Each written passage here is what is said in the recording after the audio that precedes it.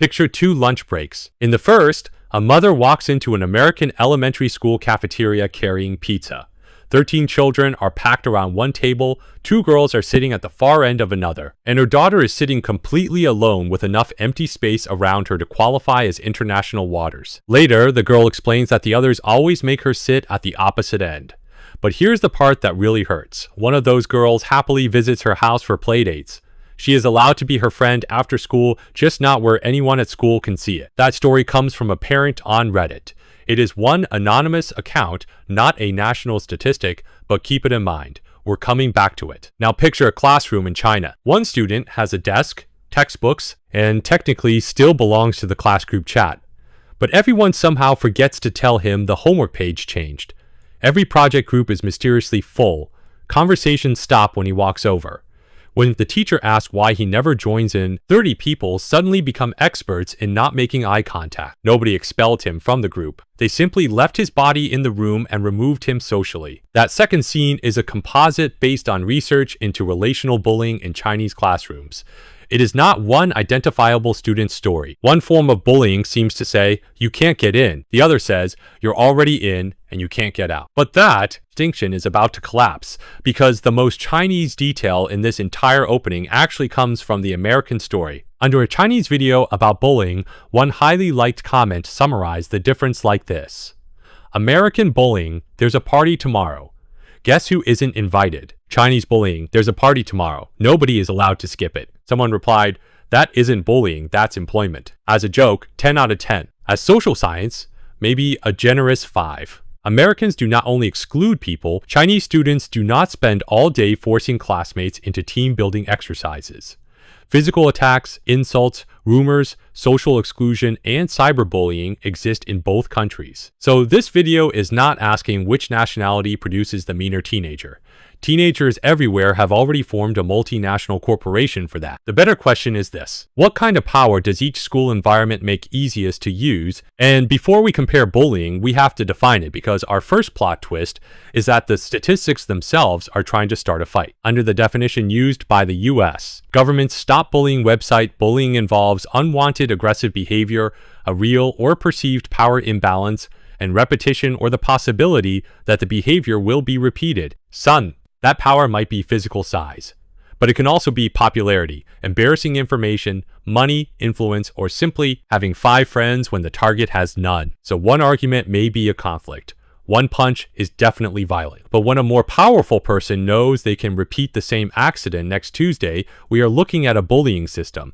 One punch is an incident. 30 days of, oops, did I trip you again? Is project management. This matters because you may find a Chinese study reporting that 57.29% of 6,750 ninth grade students had experienced at least one surveyed form of school bullying during the previous year. Then you may find a US federal survey reporting that 19.2% of students aged 12 to 18 said they had been bullied. And now the internet wants you to divide 57 by 19 and declare a winner. Don't. Those studies use different samples, questionnaires, and classification rules. They are useful inside their own context, but they are not two runners in the same race. Sometimes the first thing shoved into a locker is the methodology. So instead of pretending the numbers form a global cruelty leaderboard, let's look at what the evidence says inside each system. And America's evidence does not look nearly as Hollywood would like. American movies have spent decades building the same bully in a laboratory. He is 6'3", owns a varsity jacket, communicates entirely through shoulder checks, and apparently has unlimited access to industrial-sized lockers. Older Reddit users do describe schools where physical attacks, stolen gym clothes, toilet humiliation, and being slammed into lockers happened especially in stories about the 1980s and 1990s. But many younger users describe something more social, verbal, and digital. These are personal memories, not representative data, but the generational contrast appears repeatedly in the discussion. The official numbers support at least part of that picture. Among American students who reported being bullied during the 2021-2022 school year, 68.3% said rumors have been spread about them. 62.3% reported insults, ridicule, or hurtful names. 25.5% reported being pushed, shoved, tripped, or spat on, and 19.4% reported deliberate exclusion from activities, social media, or communication. Students could report more than one category. So yes, fists still exist. They're just losing market share to thumb. One Reddit user who said they attended school during the 2010s remembered classmates turning their backpack inside out, drawing obscene images on it, and zip tying it so tightly beneath the lunch table that scissors could barely fit underneath. But the same person said most of the bullying they experienced was verbal or online. Another part of that discussion reads like a catalog of cruelty with built-in legal disclaimers. Accidentally knock over someone's lunch, hide their textbooks, soak their gym clothes in a sink, give them a nickname that everybody is allowed to enjoy except the person wearing it. Then, when the target finally reacts, say the 5 magic words. Dude, it was just a joke. This is bullying in incognito mode. Maximum damage, minimum browser history. But why does the cafeteria appear so often in American stories? Because lunch is not just lunch. It is a daily public referendum on who matters. In many American secondary schools, students move between different classrooms for different subjects. The person beside you in math may disappear for the rest of the day. Clubs, sports, electives, and friend groups create multiple social maps. That can give a student more chances to find a new circle. But it also turns lunch tables, team rosters, party invitations, and online follows into very visible status signals. In that environment, relational bullying often sounds like this. I never touched you. I simply decided who gets through the door. Remember the Reddit mother from the opening? Her daughter's classmate liked her in private. The friendship became unacceptable only when the school audience could see it. That is not just loneliness. It is reputation management performed through a 7-year-old. But here comes the twist. The mother later explained that this was a tiny American school with only one class in each grade. If her daughter stayed, she would face almost exactly the same group the following year. In other words, our most Chinese-looking trap happened in America. That tells us something important. The style of bullying may depend less on your passport than on whether you can find a different group tomorrow. And that brings us to the Chinese homeroom class, a system most Western viewers need explained before the comparison makes sense. In many Chinese middle and high schools, students belong to a fixed homeroom class. Rather than every student constantly rebuilding their schedule around different rooms and classmates, much of the day is spent with the same cohort.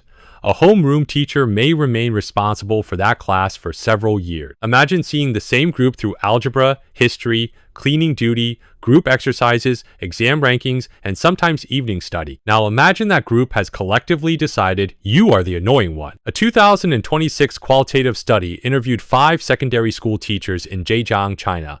That is a very small sample, so it cannot tell us how common any behavior is nationwide, but it offers a useful explanation of the mechanism. 4 of the 5 teachers identified exclusion, cliques, ostracism, or what is sometimes called cold violence as a serious form of relational bullying. The study describes the classroom as a kind of mini-society where belonging can become central to a student's identity. That produces a different kind of nightmare day. At 7:30, the room goes quiet when you arrive. At 10, everyone learns that the next lesson has moved except you. At 2, 4 project groups are all already full. At 4:30, the teacher asks why you refuse to participate. And at 9, the class group chat confirms that 30 people are capable of replying instantly, just never to you. American exclusion often controls admission to optional social spaces. Chinese fixed class exclusion can occupy a space the student is required to return to every morning. One controls the guest list. The other controls the oxygen. Again, this is a recurring structural pattern, not a rule about every school. But it helps explain why social exclusion can feel especially inescapable when the class itself is your main community. And then exams add a second currency to the system. Here is where the easy stereotype falls apart. We might assume that high-performing students bully low-performing students. Sometimes they do. But in the 5-teacher study, one teacher described lower-performing students excluding classmates who took studying seriously. Another described high achievers humiliating students after poor exam results. Opposite directions. Same mechanism. Grades are not a personality type. They are social currency. And whoever controls the currency can decide who is stupid, who is showing off, and who is supposedly making the whole group look bad. A highly liked comment under the original Chinese video described students being mocked for studying in their dorm. The basic tone was, "Wow, look at the future valedictorian over here." The result? Some students began studying secretly. F3. That anecdote does not prove a national trend, but the behavior has a familiar English name: try-hard shaming. It is not always hatred of education. Sometimes it is a group punishing someone for attempting to change position without permission. The high achiever can weaponize rank. The anti-study clique can weaponize conformity. The weapon changes hands. The target remains whoever can be made socially expensive to defend, which reveals the real engine of bullying in both countries. It is not the bully. It is the audience. A bully does not need 29 accomplices. They need 29 people who have decided that speaking up is more dangerous than staying quiet. In a stereotypical American setting, the audience behaves like spectators around a stage. They vote through seats, invitations, likes, screenshots, and public friendship. In a fixed Chinese classroom, the audience can become part of the infrastructure. One student forgetting to send you a message is an accident. An entire class repeatedly forgetting creates an environment. So if we want one sharp but imperfect way to summarize the difference, it is this. American-style bullying often puts power at the entrance. You can't get in. Chinese-style bullying often puts power inside the group. You can't get out. That is a storytelling lens, not a law of national character. Small fixed American schools can create the no-exit version. Large Chinese schools with fluid clubs and competing circles can create the locked door version. And smartphones are merging both systems anyway. The vote happens in the cafeteria or classroom during the day. The sentence is enforced in the group chat at night. Bullying has finally achieved 24-hour global customer service. Another popular claim is that Chinese schools only recognize physical violence as bullying. That is factually wrong. China's 2021 regulations on the protection of minors in schools explicitly include malicious exclusion and isolation, online defamation, rumor spreading, and malicious distribution of private information. They also instruct staff to intervene when students are being isolated and require schools to investigate reports. China's Ministry of Education announced another national campaign against school violence and bullying in 2024. S5. So the problem is not simply the absence of rules. The problem is that relational bullying is designed to make each individual act look too small to prosecute. One missing seat, one forgotten message, one joke everybody understood and nobody will explain. American schools face the same evidence problem. In Reddit discussions, students and teachers describe visible pushing as easier to punish than rumors, baiting, and social exclusion. Some say that when a target finally retaliated, the target was punished because the reaction was the easiest moment to document. F2. Those are anonymous reports, not proof that every school behaves this way, but they expose a universal administrative blind spot. Institutions are built to investigate one event. Bullying survives by disguising itself as 100 unrelated events. So what is the real difference between American and Chinese bullying? Not fists versus silence. Ask 4 better questions. Where is power stored in size, popularity, grades, money, secrets, or control of the group chat? How often must the target return to the same people? Can they change classes, change circles, or find even one ally? And when 100 tiny incidents form a pattern, is there an adult willing to connect the dots? The most damaging message in bullying is not, one person dislikes you. It is, everyone dislikes you, and somehow this must be your fault. But that is also the system's weakness. One person who saves the screenshots, records dates, sits at the empty end of the table, or calmly says, no, that wasn't a joke, can break the illusion of total agreement.